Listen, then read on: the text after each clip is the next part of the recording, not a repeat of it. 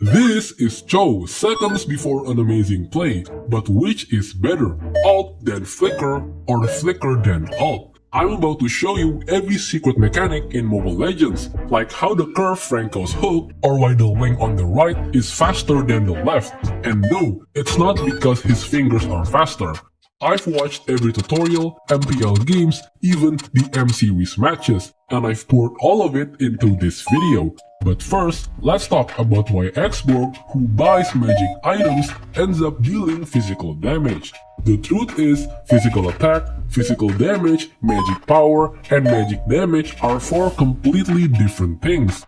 Let's take a look at X-Borg's skill. Physical attack and magic power are stats that boost your damage. Meanwhile, the actual damage that you deal is called physical or magic damage. So what determines your damage type isn't the item you buy, it's the skill itself. That's the first thing you need to know because micromechanics is all about your understanding of a hero. Their skills, counters, power spike, scale, best items, damage types, even their hidden mechanics.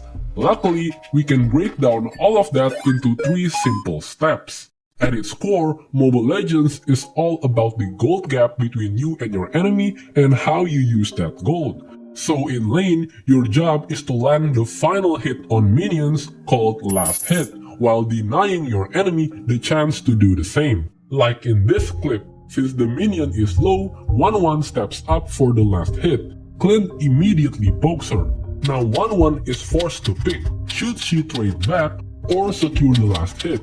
The gold you earn from last hits should be used to buy the right items. In general, just look at how your skills scale, not the type of damage they deal. If the color is blue, buy magic items. If the color is red, go physical items. So read, and read again. Because at the next level of micromechanics, reading isn't enough anymore. You need to understand specific mechanics like spacing.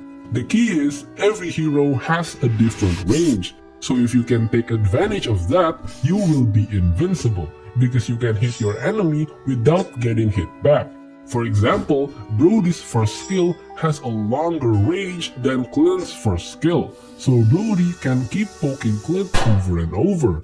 But what if you're the Clint, the one with the shorter range? Actually, Brody only outranges Clint when his first skill is ready. Once it's used, that range disappears during cooldown and suddenly Clint has the longer reach.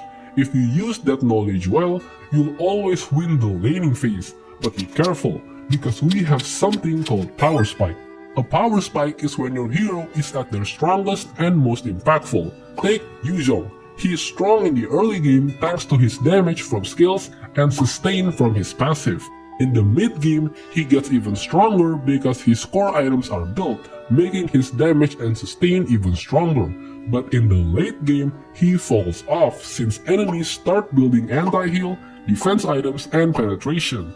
So Yuzhong's power spike is from the early to mid game. Take a look at Arlott against Lucas. At level 2, Arlott wins because he can spam his second skill, but by level 4, Lucas takes over since his ultimate is way stronger than Arlott's. Now you know when to play aggressively or safely, but how do you actually do it? Lucas's main source of damage is his first skill, so for Arlott to win the duel, he must dodge it. Even though Arlott is agile, he can only dash to his marks, so Lucas should stand as far away from the minions as possible. Mid-level micromechanics can be mastered with some experience, but high-level mechanics are way more difficult. It's packed with hidden mechanics. Take this Gatot Kaca for example. Why does the one on the right deal more damage than the one on the left? The answer is animation cancel. Watch Gatot Kaca's animation closely. He jumps, lands, If you can cast his first skill in the middle of his jump animation, he will land early because you're cancelling the jump animation in the middle of the air. That makes your damage come out faster, which is why the Gatot Kaca on the right deals more damage. If you think that was cool, you've gotta see Basic Attack Reset. Watch this clip. He aims, shoots, pulls back, aims, shoots, pulls back. If you think about it, that animation is super inefficient. He should have shot until he's finished before pulling back. Actually, you can cut that animation short. If you use a skill right after Queen fires, the skill animation cancels the backward movement, making your attacks come out faster. Pretty cool, right? But not as cool as curving Franco's hook. After you hook, just flicker and your hook will move with it. This trick even works in any direction. Pretty sick, right? Now let's go back. Should Chow alt first then flicker, or flicker first then alt? The answer lies in a concept called input buffer, and no, it's not a buff. If that sounds confusing, forget the term and just focus on this example. Imagine your friend is a famous streamer. It's their birthday and you want to prank them by splashing them with water. The problem is you can only splash them from up close. So the question is, do you open the bottle first, then walk up to them, or walk up first, then open the bottle? The obvious answer is open the bottle first, then walk to them, so you can splash them the moment you're close enough. It's the same with Chow. When Chow presses his ult, it needs a nearby enemy to activate. If there's no target, the ult goes into the input buffer for a moment. While the ult is sitting in the input buffer, it will still activate if the condition is met. And in this case, the condition is having a nearby enemy.